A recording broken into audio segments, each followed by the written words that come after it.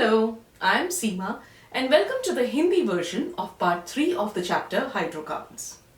मैंने आपको क्लासिफिकेशन कराई थी हाइड्रोकार्बन्स की फर्स्ट पार्ट में और मैंने आपको बताया था कि हाइड्रोकार्बन्स तीन तरह के होते हैं, सैचुरेटेड हाइड्रोकार्बन, अनसैचुरेटेड हाइड्रोकार्बन और एरोमेटिक हाइड्रोकार्बन। अब सैचुरेटेड हाइड्रोकार्बन्स में कौन होते हैं? एल्केन्स और साइक्लोएल्केन्स। अनसैचुरेटेड हाइड्रोकार्बन्स में एल्कीन्स और एल्काइन्स और एरोमेटिक हाइड्रोकार्बन्स में बेंजीनॉइड और नॉन बेंजीनॉइड हाइड्रोकार्बन्स होते हैं। अब हम जो है इनको इंडिविजुअली एक एक तरह के क्लास को हम डिस्कस करेंगे। तो पहला क्लास जो सबसे फंडामेंटल या रूडिमेंटरी कहेंगे बिगिनिंग में जो हाइड्रोकार्बन्स होते हैं वो सैचुरेटेड हाइड्रोकार्बन्स होते हैं, क्योंकि इसमें पहला हाइड्रोकार्बन होता है। और एल्केन्स जो होते हैं इनको हम सबसे पहले पढ़ते हैं। सबसे पहला हाइड्रोकार्बन कौन होगा? Hydrocarbon, compound of carbon and hydrogen, जिसमें एक कार्बन कम से कम होगा। हाइड्रोजन तो अपने आप कार्बन की वैलेंसी 4 होती है, उस वैलेंसी को पूरा करने के लिए हाइड्रोजन्स आ जाते हैं, ठीक है, उसके साथ ज्वाइन करते हैं। तो जिसमें सिर्फ एक कार्बन होगा वो सिर्फ एल्केन्स में होता है, ठीक है। एल्कीन्स और एल्काइन्स का पहला मेंबर भी कम से कम 2 कार्बन होते हैं उसमें। तो इसलिए पहला जो सबसे पहला हाइड्रोकार्बन होगा वो होगा मीथेन। और मीथेन में एक कार्बन होता है और 4 हाइड्रोजन होते हैं, क्योंकि कार्बन में 4 इलेक्ट्रॉन्स अनपेयर्ड होते हैं और उसको अपना ऑक्टेट कंप्लीट करने के लिए 4 बॉन्ड्स बनाने होते हैं और वो 4 बॉन्ड्स जो है अलग अलग हाइड्रोजन्स के साथ बनाता है। और ये सैचुरेटेड इसलिए क्योंकि इसमें और एटम्स आ नहीं सकते। मीथेन नॉर्मली हमें मार्श एरियाज, जो दलदल जहां होता है वैसी जगह पर हमें मीथेन मिलती है। मीथेन दलदल में ऐसे बबल करती हुई निकलती है, तो इसको उस ऐसे एरिया को मार्शी एरिया, मार्शेस कहते हैं। तो इसलिए इसको मार्श गैस के नाम से भी जाना जाता है। और कोल माइंस में भी जो है मीथेन अक्सर मिलती है। आपको पता है कि जो कैटल होते हैं ना, जो गाय भैंसें, वो लोग जो उन खाने घास खाती हैं और वो उसको अपने अंदर सेव कर लेती हैं। उनके अंदर एक स्पेशल बैग होता है जिसमें उसको सेव करती है। फिर जब वो आराम से बैठी होती हैं तो उसको धीरे धीरे निकाल के उसको चबा के आराम से खाती हैं। और ये जो प्रोसेस में जो वो उसको सेव करके रखती हैं और फिर निकालती हैं, खाती हैं या जो भी है, उनके गट में भी मीथेन होता है। तो इसलिए उनके गट में भी ये जो मीथेन गैस प्रोड्यूस होती है। और ऑफ कोर्स मार्शेस में मिलती है, तो इसलिए इसे हम मार्श गैस कहते हैं। अब क्योंकि ये सैचुरेटेड हाइड्रोकार्बन है और सिर्फ मीथेन नहीं, सारे एल्केन्स जो होते हैं सैचुरेटेड हाइड्रोकार्बन्स होते हैं, तो इनको एक स्पेशल नाम दिया गया है, लैटिन नेम, जिसका नाम है पैराफिन। पैराफिन क्यों बोलते हैं इनको? पैरा का मतलब होता है कि बहुत कम, little. Affin is affinity, love, attraction, और या किसी से मिलना जुलना। तो इनमें कोई बहुत कम, लिटिल मीन्स बहुत थोड़ी एफिनिटी होती है। ये रिएक्ट खुशी से नहीं करते, किसी से मिलते जुलते नहीं है, ये अपने आप में खुश है। और क्यों नहीं होंगे, इनके पास सब कुछ है। इनको 4 बॉन्ड चाहिए थे, चारों के चारों उनको अलग अलग एटम से मिले हुए हैं। इनको और कोई एटम चाहिए नहीं, इनको कोई जरूरत ही नहीं है कि ये जाकर किसी और के साथ बॉन्ड बनाए। तो इसलिए हम कहते हैं कि इनकी little, they have very little affinity, और इसीलिए इनका नाम पैराफिन्स रखा गया। अब हम लेते हैं कि होमोलोगस सीरीज कैसे बनती है एल्केन्स की। अब ये मीथेन है, ठीक है। मीथेन में एक कार्बन है और 4 हाइड्रोजन है। अगर हम एक हाइड्रोजन को कार्बन से रिप्लेस कर दें, ठीक है, इस हाइड्रोजन को हमने कार्बन से रिप्लेस कर दिया, तो अब इस हाइड्रोजन को समझो वो ये कार्बन बन गया, और ये कार्बन और 3 हाइड्रोजन तो वही है। तो ये कार्बन अपनी वैलेंसी पूरी करने के लिए इसको 4 बॉन्ड बनाने जरूरी है। एक तो उसने कार्बन के साथ बना लिया और बाकी के 3 उसने 3 हाइड्रोजन के साथ बनाए। तो ये क्या बन गया? 2 कार्बन वाला एल्केन, और उसका नाम क्या है? इथेन। अब इमेजिन करो, इथेन में ये हाइड्रोजन जो है, इस हाइड्रोजन को कार्बन बना दो, तो अगर ये कार्बन बन जाता है तो वो आगे जाके 3 हाइड्रोजन के साथ कनेक्ट हो जाएगा और वो क्या बना देगा? अगला हाइड्रोकार्बन जो है प्रोपेन। और इस तरह से अगर हम एक हाइड्रोजन आखिरी कार्बन में ऐड, उसको कार्बन बनाते जाएं और उसको मिथाइल ग्रुप बना दें, तो हमारा जो हाइड्रोकार्बन है अगला एल्केन, अगला एल्केन, अगला एल्केन आता जाता है। और इस पूरी सीरीज को हम होमोलोगस सीरीज बोलते हैं। अब उसके स्ट्रक्चर पे आओ। जो वेस्पर थ्योरी होती है, valence shell electron pair repulsion theory, ये कहती है कि जब हर बॉन्ड जो होता है वो एक पेयर ऑफ इलेक्ट्रॉन्स होता है। तो हर बॉन्ड अगर एक पेयर इलेक्ट्रॉन्स का है तो ये इलेक्ट्रॉन्स का पेयर्स जो होते हैं ये सब नेगेटिवली चार्ज है, इसलिए ये आपस में एक दूसरे को रिपेल करते हैं। और क्योंकि ये आपस में एक दूसरे को रिपेल करते हैं तो ये एक दूसरे से मैक्सिमम डिस्टेंस ऑक्यूपाई कर लेते हैं स्पेस में। पेज पे नहीं होता है, स्पेस, 3 डायमेंशनल स्पेस में जितनी ज्यादा डिस्टेंस एक दूसरे से ले सकें ये ले लेते हैं। और इसके बेसिस पे जो स्ट्रक्चर बनता है मीथेन का या इन एल्केन्स का, हर कार्बन के अराउंड एक टेट्राहेड्रल स्ट्रक्चर बनता है। क्योंकि इसमें जो कार्बन होता है ये sp3 हाइब्रिडाइज्ड होता है, एक s ऑर्बिटल और 3 p ऑर्बिटल सेकेंड शेल के मिलके उनकी एनर्जीज रीडिस्ट्रीब्यूट होती हैं, सबके सब आइडेंटिकल हो जाते हैं और सबके सब जो है इक्वल डिस्टेंस पे एक दूसरे से रहते हैं, ताकि सबके बीच में हर दो जो बॉन्ड्स हैं उनके बीच में एंगल सेम होना चाहिए। और वो एंगल 109 डिग्री 28 मिनट्स बन जाता है।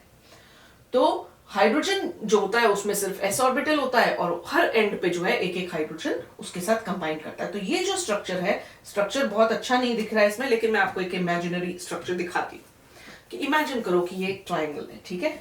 अब ये जो ट्राइंगल है ये 3 कॉर्नर्स हैं जहां पर आके हाइड्रोजन्स मिलेगी, ठीक है। अब ये ट्राइंगल जो है वो सब तरफ से इक्विडिस्टेंट है ना, तो इक्विलैटरल ट्राइंगल है। तो अब इसे मैं लेके अब मैं इमेजिन करती हूँ कि ये मैंने पेन से 3 बॉन्ड्स बनाए, ठीक है। ये 3 बॉन्ड्स जो हैं ये, ठीक है। अब इन 3 बॉन्ड्स को इमेजिन करो कि ये इस ट्राइंगल के तीनों कॉर्नर्स में लग गया, ठीक है। दिख रहा है ये सारे के सारे जो हैं ये तीनों जो कॉर्नर्स हैं उसने ट्राइंगल ने, लेकिन ये जहां मैंने इन्हें पकड़ा हुआ है वहां पे कार्बन है और ये जो कैप्स हैं पेन की ये हाइड्रोजन एटम्स हैं, ठीक है। तो ये कार्बन हुआ, तो ये तो है 3 बॉन्ड्स। ये 3 बॉन्ड्स ने क्या किया, एक ट्राइंगल के 3 कॉर्नर्स को इसने ऑक्यूपाई कर लिया। अगर मैं अब चौथा बॉन्ड जो हाइड्रोजन का है वो ऐसे बना दूं, तो अगर आप हर ट्राइंगल को देखोगे ना, ये सभी के सभी सेम ट्राइंगल बनेंगे। इन सभी को आप वही ट्राइंगल बनेगा, किसी भी डायरेक्शन में चले जाओ, कहीं से भी आपने ये ट्राइंगल 3 में बना दिया तो आपको वही ट्राइंगल मिलेगा, किन्हीं भी 3 टिप्स को ज्वाइन कर दो तो एक सिमेट्रिकल स्ट्रक्चर बन जाता है जिसको हम टेट्राहेड्रल स्ट्रक्चर बोलते हैं। अब ये टेट्राहेड्रन इसको नहीं बोलते एक्चुअली, ये तो सिर्फ अरेंजमेंट है, सेंटर उसका स्केलेटन है। अगर इसको दीवारें बना दो इन सबको, तो जब इनकी हर एक के साथ आप दीवार दीवार दीवार बना दोगे तो वो जो स्ट्रक्चर बनेगा उसको हम टेट्राहेड्रन बोलते हैं, ठीक है। तो इस अरेंजमेंट को हम टेट्राहेड्रल अरेंजमेंट, और इसमें हम सिर्फ उसका स्केलेटन देखते हैं कि भाई कौन सा बॉन्ड्स हैं और ये बॉन्ड्स जो एंड्स बनाएंगे तो उससे क्या स्ट्रक्चर बनेगा। इमेजिन करो कि एक वॉल तो ये हो गई, एक वॉल ये हो जाएगी, एक वॉल ये हो जाएगी, सारी ट्रायंगुलर वॉल्स बन जाएंगी, ठीक है। और उससे वो 4 ऐसी बनेंगी, एक ये नीचे, एक इन तीनों के बीच में, एक इन तीनों के बीच में, एक इन तीनों के बीच में, तो वो एक टेट्राहेड्रल स्ट्रक्चर बना देगा।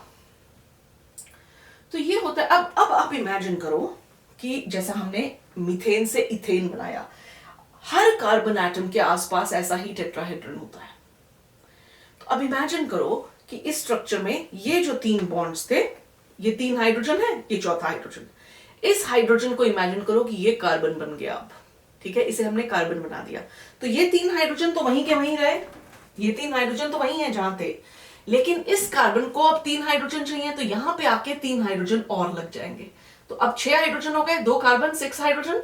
तो ये स्ट्रक्चर कौन सा बन गया, ये बन गया इथेन का स्ट्रक्चर। और ये कार्बन भी टेट्राहेड्रल अरेंजमेंट शो कर रहा है, ये कार्बन भी टेट्राहेड्रल अरेंजमेंट शो कर रहा है। और अगर अब हम अगले इनमें से किसी एक कार्बन को एक हाइड्रोजन को कार्बन बना दें तो वो टेट्राहेड्रल अरेंजमेंट वहां आगे बन जाएगा। और अब आप इमेजिनेशन अपनी यूज करो, अगर मैंने ये हाइड्रोजन यूज किया तो यहां पे टेट्राहेड्रल अरेंजमेंट बन जाएगा, ये वाला यूज किया तो यहां बनेगा, ये यूज किया तो यहां बनेगा, अगर इस साइड पे करती तो वहां बनता, वहां बनता, वहां बनता, कितनी 6 पॉसिबिलिटीज होती। लेकिन अगर उसे मैं थोड़ा सा रोटेट करूं स्ट्रक्चर को तो मुझे वापस वो वैसा ही दिखने लग जाएगा। अब इसको जब मैं आइसोमेरिज्म करूंगी तो ये आपको और अच्छे से समझ आएगा कि कब आपको जो स्ट्रक्चर है वो अलग दिखने लग जाता है। अभी तक तो हमें ऐसा लगेगा कि सब सेम स्ट्रक्चर ही है, लेकिन हर कार्बन जो है वो हर हाइड्रोजन को आप कार्बन में कन्वर्ट करके उसको उसमें हाइड्रोजन डालते जाओ, लेकिन हर बॉन्ड जो है सिंगल बॉन्ड होना चाहिए, उससे आपको तरह तरह के एल्केन्स मिल जाएंगे। अब हम आते हैं अगले फिनोमेना पे, वो है आइसोमेरिज्म। तो चलो अब हम जो है अगला मॉलिक्यूल बनाते हैं कि अब प्रोपेन में इसमें से, अब इमेजिन करो कि इस कार्बन को हमने, इनमें से एक हाइड्रोजन जो है वो कार्बन बन गया, तो अगला स्ट्रक्चर कैसा बनेगा? यहां पे अब एक और कार्बन आ जाएगा इन हाइड्रोजन्स में से एक, तो ये CH2 रह गया, इसके आगे जो है CH3 लग जाएगा, तो CH3 CH2 CH2 CH3, ये कौन सा मॉलिक्यूल बन गया? ब्यूटेन। ठीक है, ये बना ब्यूटेन। अब आप इमेजिन करो कि क्या जरूरी है कि जो हाइड्रोजन है वो इसी कार्बन का हो? इस कार्बन का भी तो कोई हाइड्रोजन जो है वो कार्बन बन सकता, के साथ जाके कंबाइन कर सकता था, उसकी जगह कोई कार्बन ले सकता था। अगर ऐसा हो तो भी हमें ब्यूटेन मिलेगा, लेकिन उसका स्ट्रक्चर थोड़ा अलग होगा। तो चलो बना के देखते हैं। इमेजिन करो कि इनमें से एक हाइड्रोजन जो है वो रिप्लेस हुआ, तो आपको मिलेगा CH3, ये तो ऐसा ही रहेगा, ये CH रह जाएगा, यहां CH3 आ गया और ये CH3 रहा। अब क्या ये दोनों कंपाउंड सेम है? इसको IUPAC नोमेनक्लेचर आपने किया हुआ है, तो मैं ये मान के चल रही हूं इसमें कि आपको IUPAC नोमेनक्लेचर आता है, इसलिए मैं सारा समझाऊंगी नहीं स्टेप्स। लेकिन अब इसका नाम दें हम, इसका नाम क्या होगा? और अगर आपको नहीं आता है तो मैं एनकरेज करूंगी कि पहले आप पिछला चैप्टर में IUPAC नोमेनक्लेचर अच्छे से कर लें, फिर आपको ये सब समझ में आएंगे। अब इस कंपाउंड का नाम क्या होगा? इसका नाम होगा two methyl propane. O small letter not large, two methyl propane, right. अब ये कंपाउंड ही अलग हो गया, लेकिन इसका मॉलिक्यूलर फॉर्मूला लिखो। ब्यूटेन का फॉर्मूला क्या होता है? C4H10, और इसका फॉर्मूला क्या है? ये भी C4H10 है ना? तो मतलब कि दोनों के दोनों सेम मॉलिक्यूल हैं, सेम मॉलिक्यूलर फॉर्मूला है, लेकिन इनका स्ट्रक्चर अलग अलग है। तो हम क्या कहते हैं, इस फिनोमिनन को आइसोमेरिज्म बोला जाता है, कि ये दोनों आइसोमर्स हैं एक दूसरे के। तो आइसोमर्स कौन होते हैं? आइसोमर्स ऐसे कंपाउंड्स होते हैं जिनका मॉलिक्यूलर फॉर्मूला तो सेम होता है, लेकिन उनका स्ट्रक्चरल फॉर्मूला अलग अलग होता है। और क्योंकि उनका स्ट्रक्चर अलग अलग होता है, उनकी प्रॉपर्टीज भी अलग अलग होती हैं। वो सेम प्रॉपर्टीज नहीं शो करते, वो अलग अलग कंपाउंड्स की तरह बिहेव करते हैं। तो एक ऐसा मॉलिक्यूल, ये मतलब ऐसे कंपाउंड्स जिनका मॉलिक्यूलर फॉर्मूला सेम है लेकिन स्ट्रक्चरल फॉर्मूला डिफरेंट है, उनको हम आइसोमर्स बोलते हैं। तो ये दोनों जो हैं ये स्ट्रक्चरल आइसोमर्स हैं। इनको पोजीशन आइसोमर भी बोला जा सकता है। पोजीशन क्यों? क्योंकि इनमें फर्क, स्ट्रक्चर में फर्क क्यों आया? क्योंकि जो मिथाइल ग्रुप था वो अलग अलग जगह पे जाके लगा, तो उसके मिथाइल ग्रुप की पोजीशन अलग थी। फर्स्ट कार्बन था, सेकंड कार्बन था, कहां जाके उसने अपने आप को अटैच किया, वो डिसाइड करेगा कि अगला आइसोमर बनेगा या नहीं बनेगा। तो इसलिए इनको हम स्ट्रक्चरल आइसोमर्स कहते हैं। और ये जो है ये स्ट्रक्चरल आइसोमर्स क्यों हैं? क्योंकि ये पोजीशन आइसोमेरिज्म शो कर रहे हैं, जहां पे मिथाइल ग्रुप अलग अलग पोजीशंस में जाके अटैच करता है। अब अगला मेंबर जब करेंगे तो ये और ज्यादा क्लियर हो जाएगा। तो अब अगला मेंबर कौन सा होगा? पेंटेन। तो अब हम सीधा बनाए 5 कार्बन वाला CH3, पहले सीधी चेन वाला बना लेते हैं। CH2 CH2 CH2, चौथा कार्बन हो गया, और CH3, ये है पेंटेन।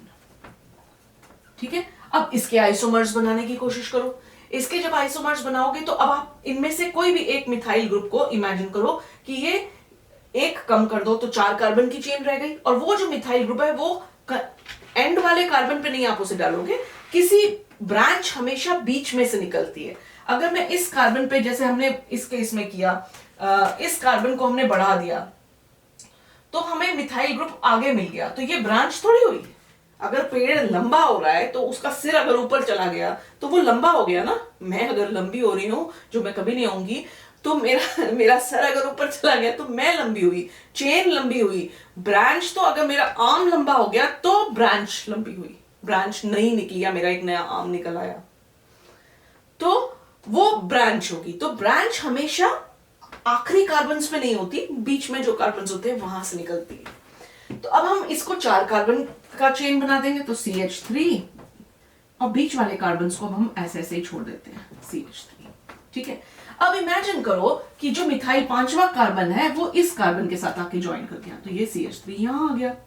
अब इन बाकी कार्बन्स को देखो, इसने कितने बॉन्ड्स बनाए हैं? दो बॉन्ड्स, तो इसलिए इसे 2 हाइड्रोजन चाहिए। इसने 3 बॉन्ड बनाए तो इसे 1 हाइड्रोजन चाहिए। अब काउंट करो इसमें हाइड्रोजन कितने हैं? कार्बन तो 5 ही हैं और हाइड्रोजन कितने होने चाहिए? 12, है ना? सो 5 कार्बन्स and 12 hydrogens, 3 4 5 6 7 8 9 10 11 12 हाइड्रोजन्स। चाहे जो भी स्ट्रक्चर बनेगा उसका मॉलिक्यूलर फॉर्मूला हमेशा सेम होना चाहिए। आपको ये कंफर्म करने के लिए बहुत इजी रहेगा कि आप हर बार जो है ध्यान रखो कि हर कार्बन ने 4 बॉन्ड्स बनाने हैं, तो आपको हमेशा करेक्ट फॉर्मूला मिल ही जाएगा। पर फिर भी आपको कंफर्म करना है तो उन्हें काउंट करो। तो अब इस कंपाउंड को नेम कर लेते हैं। इसका नाम क्या होगा? ये अब मिथाइल ग्रुप किस कार्बन पे लगा है? सेकेंड कार्बन पे। तो मैं लिखूंगी इसे 2 मिथाइल ब्यूटेन। इमेजिन करो कि ये मिथाइल ग्रुप इस कार्बन पे लगा होता, तो इसका नाम क्या होता? तब भी इसका नाम 2 मिथाइल ब्यूटेन ही होता, क्योंकि अभी तो आप इमेजिन करो कि मैं ऐसे करके इस मॉलिक्यूल को देख रही हूं बोर्ड की इस तरफ से, तो ये मैंने काउंटिंग इस तरफ से शुरू की। अगर मैं बोर्ड के पीछे चली जाऊं, ठीक है, तो मैं उसको इमेजिन करूं तो मुझे वो ये वाला स्ट्रक्चर दिखेगा। मुझे दिखेगा कि इस वाले कार्बन से सेकंड वाला कार्बन, अगर मैं पीछे खड़ी हूं तो मेरे लिए ये पहला कार्बन है और ये सेकंड कार्बन है, ठीक है। तो मैं काउंटिंग उस तरफ से शुरू कर दूंगी। तो अब अगर ये मिथाइल ग्रुप यहां लगा होता तो भी ये 2 मिथाइल ब्यूटेन ही होता। इसका मतलब इससे कोई आइसोमर अलग नहीं बनेगा, सिर्फ यही है कि आपने मॉलिक्यूल को आगे से देख रहे हो या पीछे से देख रहे हो, डायरेक्शन चेंज हो गई, लेकिन एक्चुअल पोजीशन, नेमिंग, नोमेनक्लेचर से आपको एग्जैक्टली पता चल जाता है कि वो आइसोमर जो है। कई बार ये इतना फनी है ना, कई बार आप आइसोमर्स बनाते हो, आप सोचते हो तो आपने एक और आइसोमर बना लिया, लेकिन जब आप उसका नाम लिखने लगते हो और काउंटिंग करते हो locants, lowest sum of locants rule के हिसाब से, जब आप उसी लोकेंट पे आते हो और आपको पता चलता है मैंने सोचा कि मैंने एक और आइसोमर बनाया, एक्चुअली ये वही है। उसका बस क्योंकि पोजीशन मुझे दिखने में, मैं आगे से देख रहा हूं तो मुझे लग रहा है कि ये इसकी पोजीशन ये है, ठीक है। तो अब इमेजिन करो कि अगर हम यहां लगाते तो भी ऑफ कोर्स ये 2 मिथाइल ब्यूटेन होता। तो अब इसमें कोई और आइसोमर पॉसिबल है और ब्रांचेस बननी पॉसिबल है? हाँ है। अभी इसमें एक और ब्रांच आ सकती है। बजाय इसके कि हम एक ही ब्रांच रखें 5 कार्बन पे, हम 2 ब्रांचेस भी तो बना सकते हैं। अगर हम 2 ब्रांचेस बनाएंगे तो चेन जो है 3 कार्बन की हो जाएगी। एक कार्बन, 2 कार्बन, 3 कार्बन। ब्रांच का मतलब जो ब्रांच है हमेशा बीच वाले कार्बन की होती है, तो इन कार्बन में तो ब्रांच होने के चांसेस नहीं है। तो ये भी CH3 है, ये भी CH3 है। इस कार्बन पे एक ब्रांच लगा दो, इस कार्बन पे ही एक और ब्रांच लगा दो। अब देखो, अब मैं इसके कॉमन नोमेनक्लेचर पे नहीं जाऊंगी क्योंकि नोमेनक्लेचर के लिए मैं एक सेपरेट वीडियो करूंगी, लेकिन राइट नाउ अब इसको देखो, इसको नेम करो। ये क्या बना कंपाउंड? ये बना 2 डाई मिथाइल प्रोपेन, ठीक है। तो आपको कितने आइसोमर्स मिल गए इसमें? प्रोपेन के, पेंटेन के 3 आइसोमर्स मिले। पेंटेन, 2 मिथाइल ब्यूटेन और 2 डाई मिथाइल प्रोपेन। इन सभी का भी मॉलिक्यूलर फॉर्मूला C5H12 ही है, लेकिन क्योंकि इनका स्ट्रक्चर डिफरेंट है, और इनका स्ट्रक्चर क्यों डिफरेंट है? क्योंकि इनके मिथाइल ग्रुप्स की पोजीशन डिफरेंट है, इसलिए ये स्ट्रक्चरल आइसोमेरिज्म, पोजीशन आइसोमेरिज्म दिखाता है, राइट। अब हम एक और मैं कराऊंगी जो हेक्सेन के आपको आइसोमर्स कराऊंगी। उसके बाद हेप्टेन और ऑक्टेन के एक गेम की तरह आप खुद बनाना आइसोमर्स, और जैसे जैसे अगला मेंबर आता जाता है ज्यादा आइसोमर्स बनते हैं, तो बहुत मजा आता है। तो अब हम लेते हैं हेक्सेन को, ठीक है। हेक्सेन के आइसोमर्स बनाते हैं।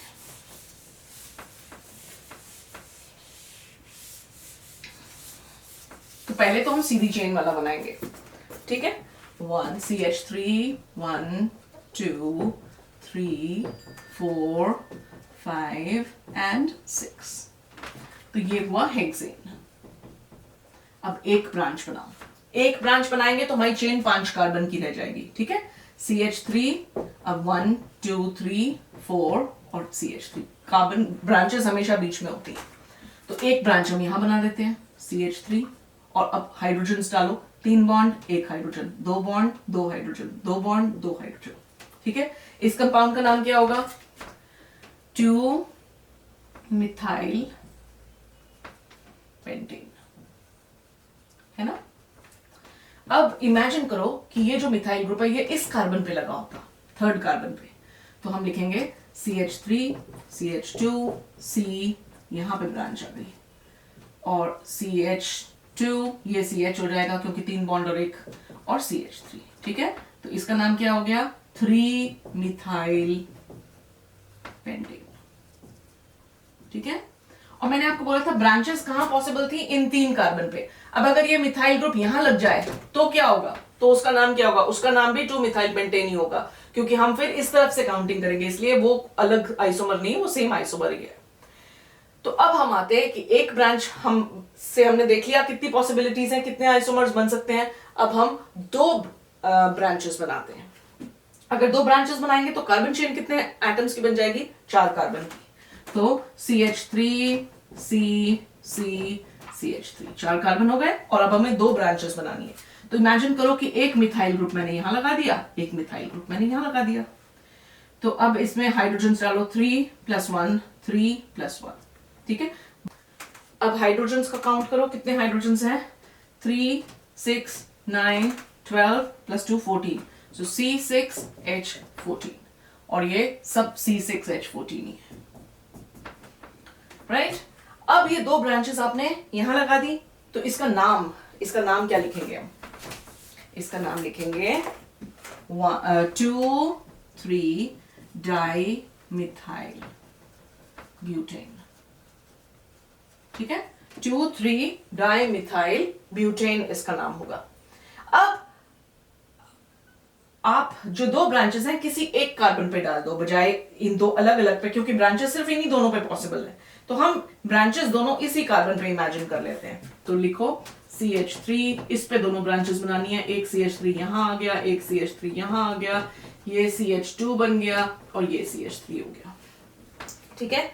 अब देखो इस कार्बन ने 4 बॉन्ड बनाए हैं, चारों के चारों अलग अलग कार्बन के साथ, और ये कार्बन 2 बॉन्ड बनाता है, तो 2 hydrogen 1 bond 3 hydrogen 1 bond 3 hydrogen, of course ये तो 1 बॉन्ड 3 हाइड्रोजन, सेम फॉर्मूला होगा C6H14, और लेकिन इसका नाम क्या होगा, इसका नाम होगा 2,2 डाइमिथाइल ब्यूटेन। क्या अब इससे ज्यादा आइसोमर्स इससे बन सकते हैं, क्या हम इसमें एक और ब्रांच बना सकते हैं, क्योंकि ये 4 कार्बन है, तो क्या यहां एक ब्रांच बन सकती है, नहीं बन सकती। क्यों, क्योंकि यहां ब्रांच बनाने के लिए हमें ये मिथाइल ग्रुप यूज करना पड़ेगा, और अगर हमने ये मिथाइल ग्रुप यूज करके यहां ब्रांच बना दी तो ये ऐसे मोड़ दो अगर एंड को, तो वही ब्रांच टेढ़ी हो गई, मतलब वही जो चेन है वो टेढ़ी हो गई, वो ब्रांच नहीं बनी। अगर एंड पे आ रहा है वो, तो वो ब्रांच नहीं है। ब्रांच कभी भी, अगर ये यहां आता है तो ये लास्ट कार्बन बन गया, तो अगर इसको यहां लगा दिया तो हमने चेन को टेढ़ा कर दिया, इसका मतलब हम और इसमें आइसोमर्स नहीं बना सकते, इतने ही आइसोमर्स बनेंगे हेक्सेन के, है ना। इंटरेस्टिंग। अब हेप्टेन के और ऑक्टेन के आइसोमर्स बना के देखो, बहुत मजा आएगा आपको। इसके साथ ही मैं वीडियो जो है यहीं पे खत्म करती हूँ। अगर आपको ये यूजफुल लगी, थम्स अप दीजिए, सब्सक्राइब कीजिए मेरे चैनल को, रेकमेंड कीजिए अपने फ्रेंड्स को, और बार बार आते रहिए मेरे साथ केमिस्ट्री पढ़ने के लिए। Thank you for watching and bye bye for now.